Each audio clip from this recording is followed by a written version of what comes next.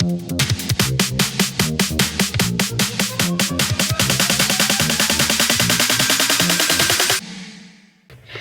guys, welcome back to Chit Chat. Today we'll be talking about the treasure hunters digging for gold and silver supposedly buried under the Alamo. Remember the Alamo was a famous battle cry that was immortalized in history. But for some, the full story of the Alamo has yet to be told. Legend has it that in the shadow of the Alamo's old mission, a treasure remains buried, a secret which dates back to 1836, the year of the famous battle.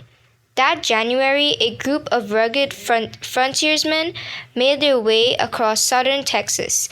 By some accounts, they were loaded down with a fortune in silver and gold. It was called the San Saba treasure, and it is said to be worth millions of dollars. The men led by Colonel Jim Bowie were headed for the Alamo. The treasure was intended to finance the Texas Revolution for independence from Mexico.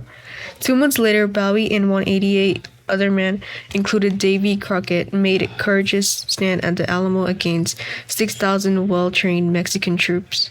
Not one of the defenders survived to tell the tale, but the legend of the treasure lived on. Professional fortune hunter and historical researcher Frank Buchbacher, along with a team of archaeologists and researchers, excavated the street in front of the Alamo. Frank first heard about the mysterious treasure at the Alamo during a trip to Mexico. There, he was introduced to Maria Gomez, a respected museum curator who also had a reputation as a psychic.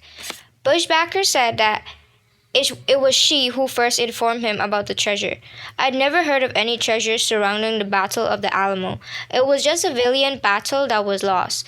Then she went on to describe the treasure as gold coins, silver, religious artifacts. How she described it. Frank was told that some of the treasure had been removed by Mexican soldiers, but not most of it still remained hidden at the Alamo. Mary would later draw him a map. The map claimed that the treasure would be found at the bottom of an old well. Even though Mary said that she had never been to the Alamo, she had indicated the spot where a well was dug just before the siege. At the time, the chapel was located in the rear of the fort. The well was in the plaza, which was surrounded by 12-foot-tall stone walls. It was within these walls that the Texans held out for a full 13 days. The defenders valiantly put down one advance after another, but in the end, 189 men could not hold off 6,000 Mexican soldiers. Frank believed that in a final desperate act, Jim Bowie ordered that the treasure be hidden at the bottom of the well. The only way they preserved was to all stick together and fight the battle out of whatever outcome it has. This really is the first Bank of Texas, the first catch of precious metals that would have brought them the arms and uniforms they needed.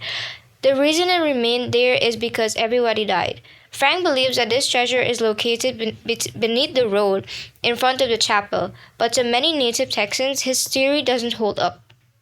Gail Loving Barnes of the Daughters of the Republic of Texas doesn't believe in the treasure. The people of Alamo, I don't think they're regarding a treasure.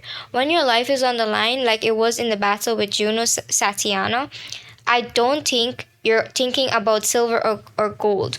I think you're thinking about your life, and I don't think you'll be polluting your water as well, because you don't know how long your siege is going to be. Despite the controversy, Frank was determined to prove his point. He'd obtained permission to survey the area with grounded penetration radar, yielding some intriguing results. To their trained eyes, the radar display showed several irregularities beneath the surface. The largest, which Frank believed to be the side of the wall, was in the exact location where Maria Gomez predicted the treasure would be found, says Frank. It kind of brought all my research of fruition at that point, because I knew that with the map, her story, and then plugging into Texas history, that I was on a hot trail, and any dissension that I had within my own mind about whether I should follow this any further was gone. Gail Barnes has other theories. The anomalies could be caused by many things. I think it could be debris, equipment left by the Texans. I think it could be something several years later that was deposited there. You know, as time marches on, dust and dirt accumulate and cover very gradually, so that there could be part of what they're picking up out of there. It took Frank 3.5 years to acquire the necessary permits and financing to excavate the site. The archaeology department at St. Mary's University argued that to oversee the project, for project director Thomas, anything that turns up during the excavation will have historical value. Whether it's treasure as in gold and silver, that sort of thing, or whether it is materials that were thrown into the well during the battle, materials that were thrown into the well during the cleanup or after the battle, it doesn't make any difference to what we're looking at the historical perspective. Whatever it is, it's a time capsule. The plans called for evacuating a 15 times 15-foot area directly above the well. A work crew needed to first remove 3 feet of flagstone and roadbed to reach the top of the filled-in well. 4 feet beneath the surface of the courtyard, the team began to find artifacts, fragments of Native American pottery, the bones of butchered animals, and primitive cooking utensils. Each relic had to be carefully unearthed and properly cataloged.